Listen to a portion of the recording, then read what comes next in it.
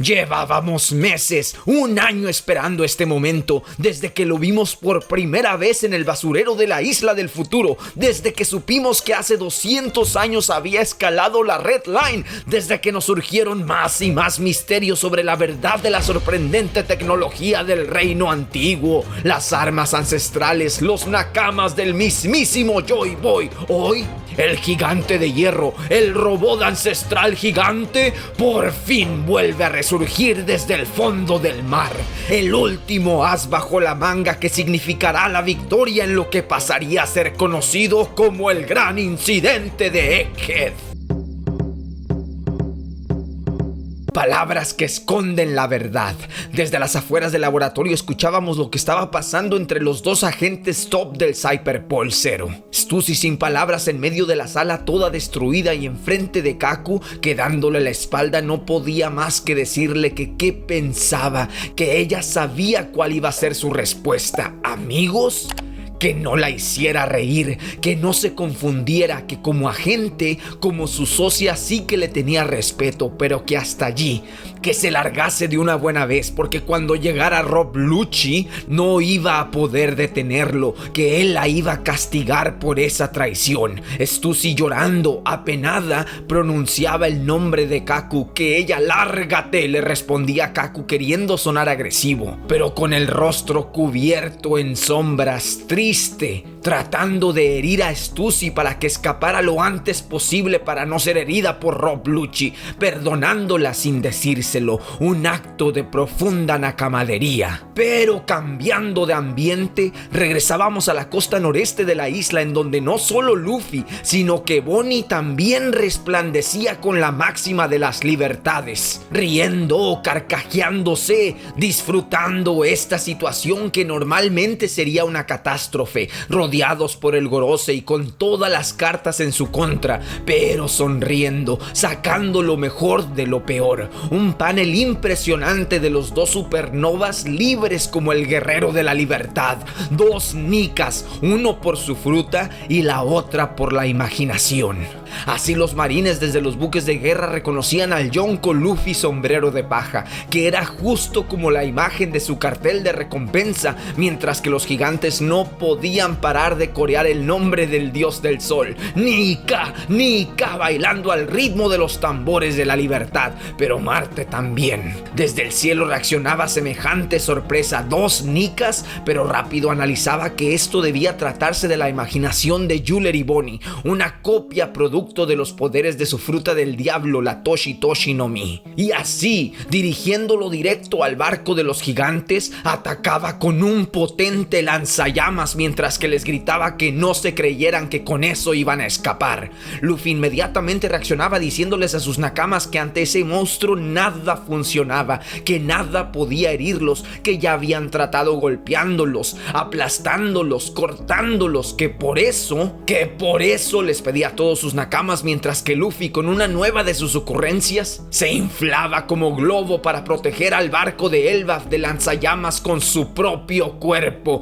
que por eso les pedía que lo golpearan con todas sus fuerzas para empujarlo hacia Marte. Sanji de inmediato recibía y entendía la orden, confirmando que si lo único que tenían que hacer era golpearlo derecho para rebotar directamente en el pajarraco. Franky también reafirmando que iban a hacerlo con todas sus fuerzas, pero Bonnie, quien no está acostumbrada a las dinámicas e ideotas de Luffy, se le saltaban los ojos preguntando que si de verdad el plan era pegarle a Luffy, que qué demonios estaba pasando aquí.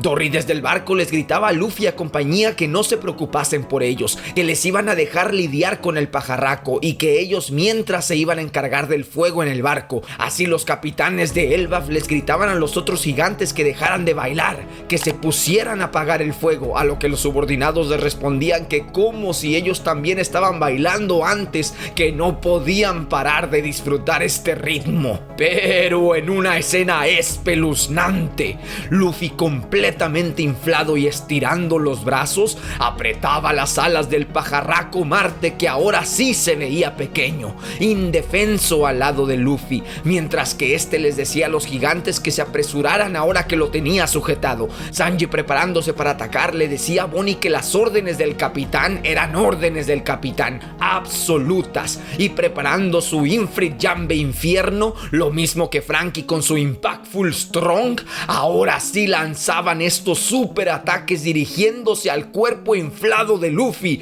lo mismo que Bonnie, quien convencida y dejándose llevar por el plan, con su forma libre inflaba el puño como si fuera la tercera marcha de Luffy, recubriéndolo completamente en haki de armadura e impactándolo de lleno con un gran derechazo Memories de Nika, tan fuerte, tan potente a la espalda de Luffy que hizo que se le saltaran los ojos gritando del dolor. Pero al escuchar tan tremendo grito, Bonnie reaccionaba saltándosele los ojos, reconfundida, preguntándole que si de verdad le había hecho daño. Luffy, todavía con la lengua de fuera y con los ojos casi escapándosele, le respondía que claro que sí. Marte, mientras tanto, a punto de ser impactado por el rebote, se había quedado paralizado viendo esta escena tan ridícula, para después ver en cámara lenta cómo el cuerpo de Luffy impactaba de lleno con el pajarraco, mientras que le seguía gritando a Bonnie que claro que le había dolido,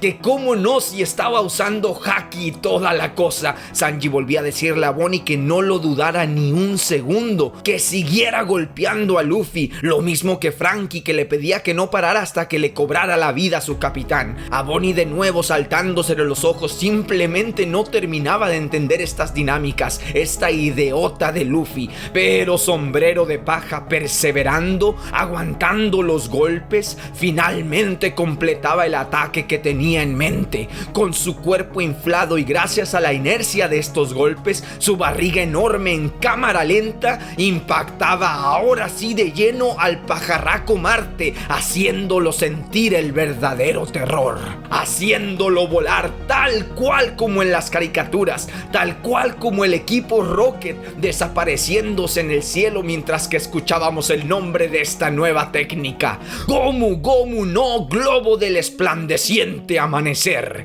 Booming Dawn Balloon. Y así desapareciendo en el cielo, Luffy se sacudía las manos diciéndoles a todos que Marte y se marchó y que no iba a regresar pronto. Los gigantes inmediatamente reconocían la oportunidad para escapar, y aunque Luffy sí quería, les preguntaba a todos que dónde se habían metido Usopp y los demás. Sanji le respondía que el plan era que iban a volar con el Sony desde las nubes del laboratorio, aterrizando justo allí en la costa noreste, pero que ya se estaban tardando. Atlas se ofrecía para ir a revisar qué estaba pasando allá arriba, mientras que Sanji ponía una cara de preocupación por ella, así como nosotros. Pues claro que sí, allí va otra Pon que va a ser terminada, nos lo vemos venir. No te vayas, Atlas, por favor. Pero volando ya fuera del barco de Elbaf, Atlas se comunicaba con Lilith diciendo que estaba segura que York los estaba vigilando, pero interrumpiendo todo,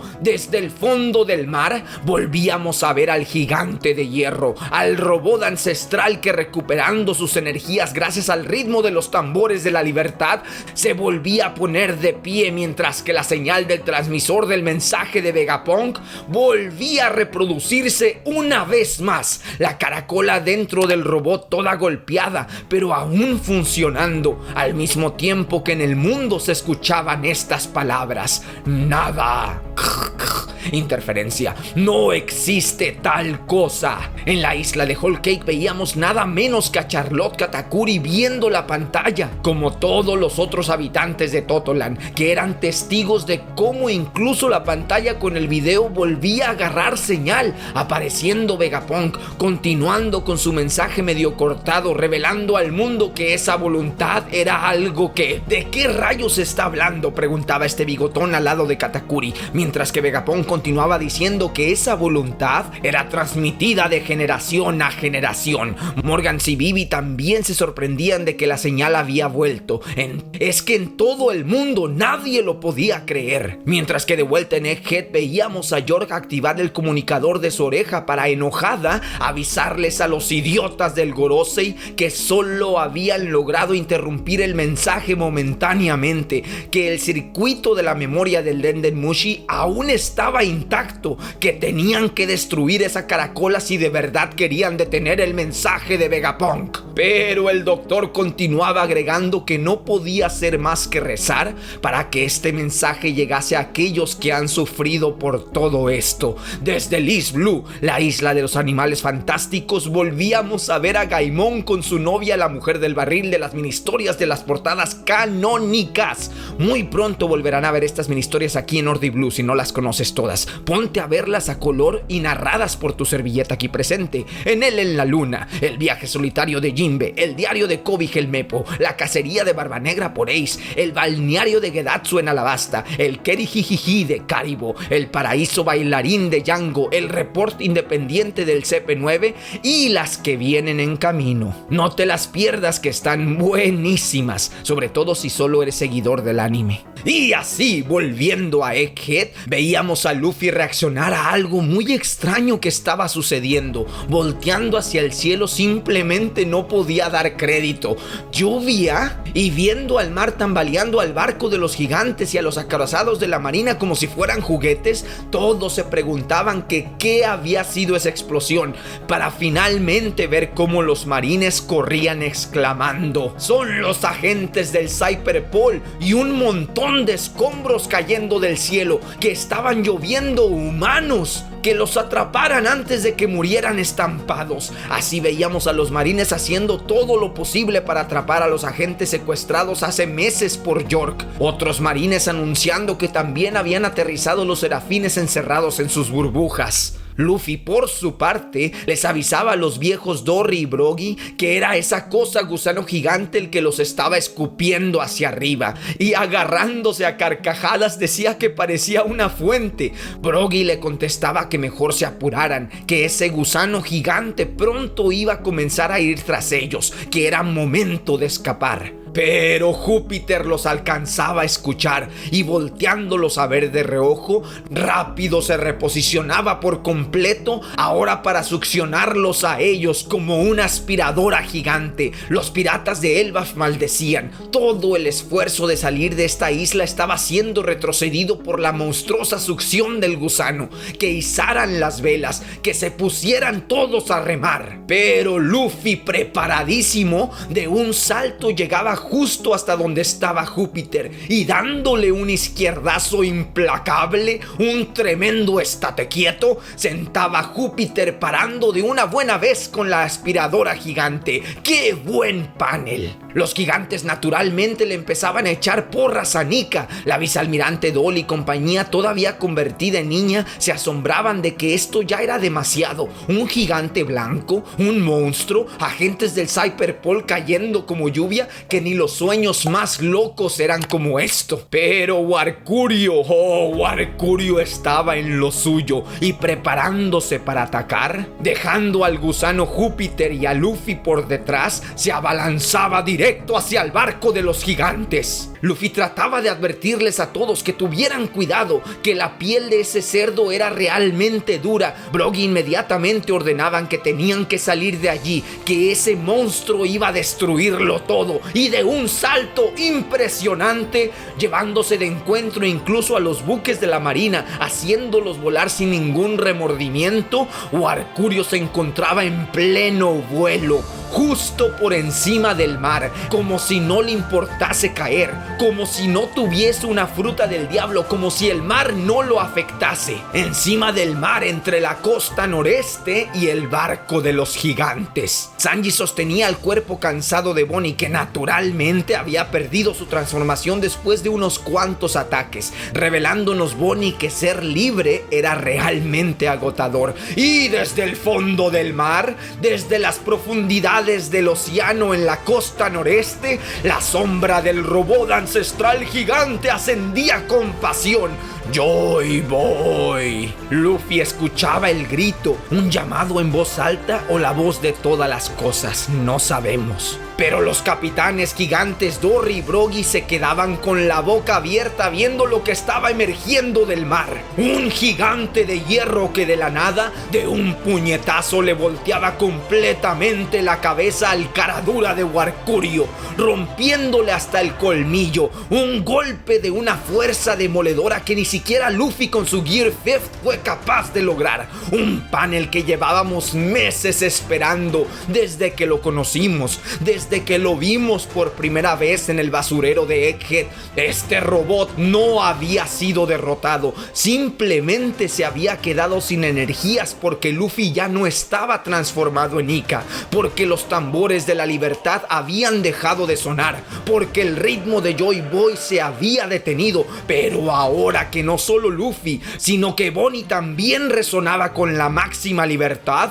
el robot ancestral gigante resurgía para salvar el día, para, como lo dijimos muchas veces en estos videos, ser el último as bajo la manga de los Sombrero de Paja y compañía, para ser el factor decisivo en este día que será conocido como el incidente de Egghead. Pero no solo esto, porque el robot ancestral gigante de repente recordaba unas palabras, una conversación del pasado distante. ¿La voz de quién? ¿De quién es esa voz? ¿La voz de Joy Boy? Una voz misteriosa que hacía eco en su memoria diciéndole: escúchame, Emeto en japonés, tienes que esperar a que llegue el momento. Y repitiendo como un niño las palabras de esa voz, el gigante de hierro en medio de todo el caos se preguntaba: ¿el momento? A Dory y a Brogy se les saltaban los ojos. Luffy, con los suyos llenos de brillo, simplemente no podía contener la felicidad. ¡Un robot! El romance está de vuelta. Fin del capítulo 1119 de One Piece. Todo con medida. Si te gustaron los coloreados de este capítulo, vayan a apoyar a los artistas en sus redes sociales. Un gracias es lo menos que podemos hacer para con todos estos nakamas. Y muchas gracias a los miembros del canal. Si quieres unirte a la Nordiflota para apoyar este contenido, bienvenido. Y si no, tu mera presencia, like y compartida son mi mismísimo tesoro.